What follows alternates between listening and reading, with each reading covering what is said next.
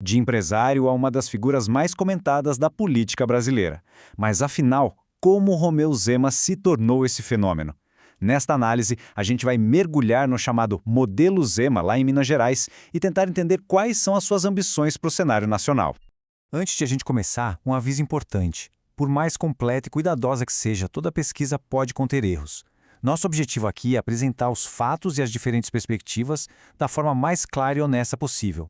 Para a gente entender o fenômeno Zema, precisamos voltar no tempo, lá para 2018. O Brasil passava por uma crise de confiança enorme na política. Havia uma desconfiança geral com os políticos tradicionais, e foi nesse cenário, nesse terreno fértil, que uma figura de fora, um outsider, encontrou a brecha perfeita para crescer. A trajetória de Zema não começa nos corredores da política, de jeito nenhum. A imagem dele foi construída no mundo dos negócios. Em 2016, ele fez um movimento bem calculado. Saiu do comando da empresa da família para se dedicar totalmente à arena política. Foi uma aposta que deu muito certo, levando a vitórias surpreendentes, primeiro em 2018 e depois na sua reeleição, em 2022. E a primeira vitória dele foi avassaladora.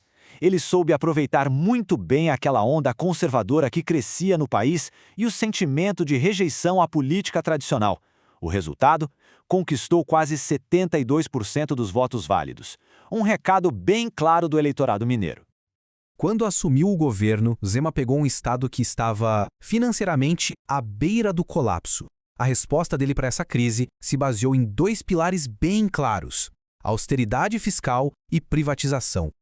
A espinha dorsal do plano econômico dele é o famoso regime de recuperação fiscal. Mas, na prática, o que é isso? Bom, é como um acordo com o governo federal. O Estado recebe uma ajuda para pagar as dívidas, mas, em troca, precisa aplicar medidas bem duras de austeridade. Isso inclui congelar despesas, proibir novos concursos e segurar os aumentos para os servidores. E aí a gente chega no ponto talvez mais polêmico de todo o plano, a privatização de duas gigantes de Minas, a CEMIG, de energia, e a Copasa, de saneamento. De um lado, o governo diz que vender é o único jeito de pagar a dívida. Do outro, a oposição e movimentos sociais alertam para o risco das contas ficarem mais caras e da gente perder o controle de serviços essenciais. É uma verdadeira queda de braço. Tá, mas e os resultados práticos de tudo isso? Bom, os números ajudam a gente a entender uma parte importante dessa história. Na parte fiscal, o governo comemora uma melhora bem expressiva. A dívida do Estado, que antes era quase o dobro de toda a arrecadação anual, diminuiu bastante. Isso permitiu que Minas fechasse as contas no azul por 4 anos seguidos, um feito que a gestão faz questão de destacar.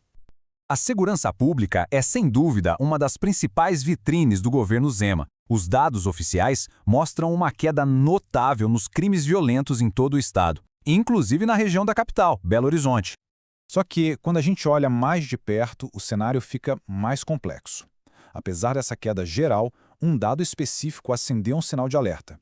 O número de mortes violentas intencionais, que incluíam homicídios, por exemplo, voltou a subir em 2024. Isso mostra que o desafio na segurança ainda é enorme. Já na educação, a gente tem uma história com dois lados. Por um lado, os resultados no ensino fundamental melhoraram. Por outro, o ensino médio parece ter empacado, com notas que quase não saíram do lugar desde 2019. É um desafio que continua na mesa da gestão. Mas um governo não é feito só de números e planilhas, certo?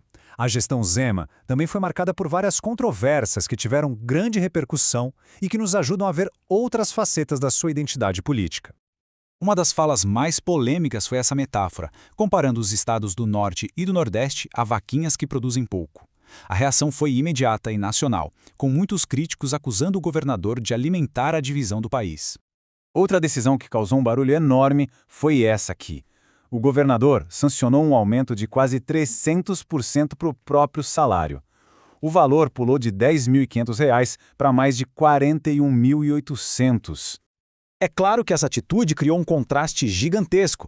Ficou difícil justificar um discurso de austeridade e de salários congelados para os servidores públicos quando o salário do próprio governador tinha um aumento tão expressivo. E as polêmicas não pararam por aí.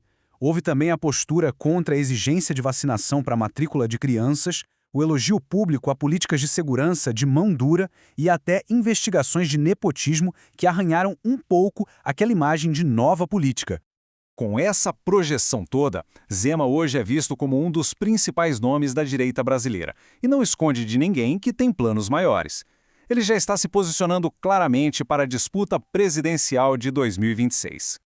E a plataforma dele para o Brasil é, na essência, uma versão ampliada do que ele fez em Minas. Ou seja, um estado bem menor, com muito mais privatizações, incluindo gigantes como a Petrobras, e uma política de segurança linha dura. Tudo isso sob o guarda-chuva do discurso da liberdade. O sucesso de Zema em Minas se apoia principalmente na recuperação das contas e nos números da segurança. A grande pergunta que fica para 2026 é se essa fórmula, com todas as suas conquistas e também com as suas controvérsias, tem força para convencer um país tão complexo e diverso como o Brasil. E para a gente terminar, é sempre bom lembrar que o conhecimento não é obra de uma pessoa só. Ele é construído por muitas mãos ao longo de muitos anos. Por isso, a gente agradece a todo mundo que contribuiu com sua pesquisa e seu tempo para que essa análise fosse possível. O crédito também é deles.